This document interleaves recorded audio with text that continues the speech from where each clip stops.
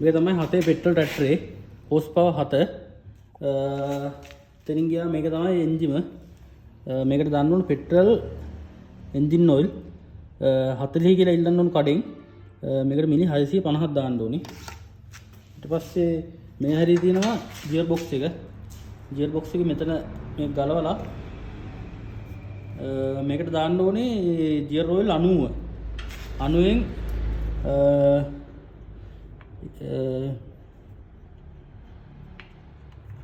ලීටර 1.5ක් දැම්ම නම් හරි 90න් ගියර් ඔයිල්.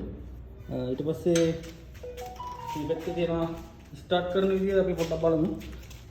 මෙතන තියෙනවා පෙට්‍රල් ඔන් ඔෆ් ස්විච් එක යටම තියෙන්නේ.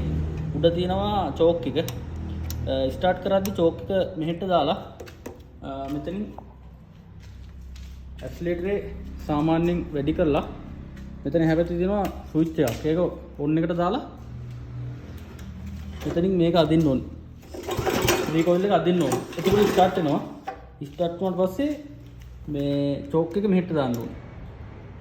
චෝක් එක මෙහෙට දාලා තමයි මේ වැඩ කරන්න ඕනේ.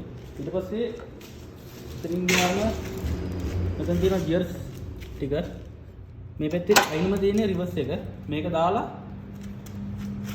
මෙතන මේක තියෙන ක්ලච් ලිවර් එක අල්ලපු ගමන් පස්සට එනවා. ඒ කියන්නේ ඇක්සලරේටර් පොඩ්ඩක් අඩු කරලා තමයි ක්ලච් ලිවර් එක රිවර්ස් කරන්න ඕනේ. ඊට පස්සේ මෙතන තියෙනවා මැද තියෙනවා නියුට්‍රල් එක. ඊට පස්සේ දෙක තියෙනවා. ඊට පස්සේ තියෙනවා එක. අයිනෙම තියෙන්නේ ෆස්ට් එක. එහෙම තමයි 1 2 ඊට පස්සේ මේ අයිනෙම රින එක කියන්නේ රිවර්ස් එක. ඊට පස්සේ මේක මේ පළවෙනි පැය 20 ඇතුළත ඔයිල් ටික ඔක්කොම මාරු කරගන්න ඕනේ. පැය 20ක් වැඩ කරලා මේ ඔයිල් ටික මාරු කරගත්තා නම් හරි.